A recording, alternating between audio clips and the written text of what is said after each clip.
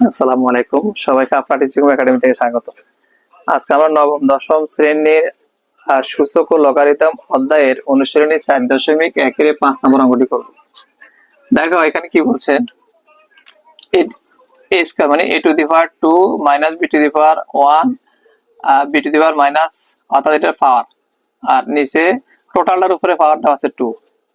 তো দেখো এই জায়গায় আমরা বেস দুটার একটা আছে, বেস দুটার একটা দিব। এখানে বেস একে বলা হয় বেস দুইটা, বেজ আর পাওয়ার, উপরটাকে বলে পাওয়ার বা ভিত্তি, পাওয়ার বা সূচক, সরি নিচেরটাকে বেজ বা ভিত্তি বলা হয়।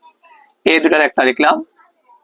আর এখানে আছে 2, এখানে ভাগের জন্য মাইনাস, আর এই মাইনাস আছে, মাইনাস আছে +2, অর্থাৎ এই 2 বেজ দুটার একটা লিখলাম। 2 এর 2 ভাগের জন্য মাইনাস, আর এখানে আগে মাইনাস ছিল, মাইনাস মাইনাসে +2।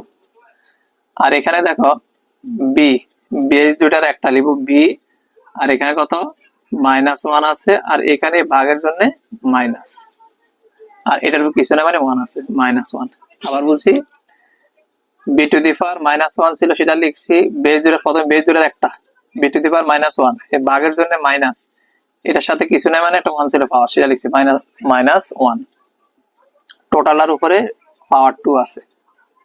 এ টু দি পাওয়ার 2 দিয়ে 4, 2 দিয়ে 4, আর এখানে বি টু দি পাওয়ার -2 1 1 2, টোটালটার উপরে কি আছে 2।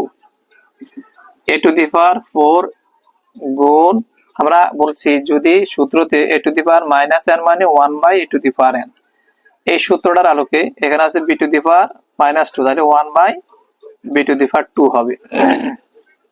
টোটালটার উপরে পাওয়ার 2 আছে। এখন দেখো এ টু দি পাওয়ার 4 কে 1 দ্বারা গুণ করলে এ টু দি পাওয়ার 4 হবে, আর এখানে হবে বি টু দি পাওয়ার 2 মানে বি স্কয়ার, যেটা বলো পাওয়ার আছে 2। এখন এই স্কয়ারটা বা পাওয়ারটা এটার সাথে আছে, এটার সাথে আছে, তাহলে এখানে 4টাই, অর্থাৎ 4 দ্বিগুণে 8 হবে, এ টু দি পাওয়ার 8, আর এখানে 2 দ্বিগুণে 4, এ টু দি পাওয়ার 4। এটাই হবে আমাদের এই অঙ্কের জন্য আনসার। আশা করি বুঝতে পারছো।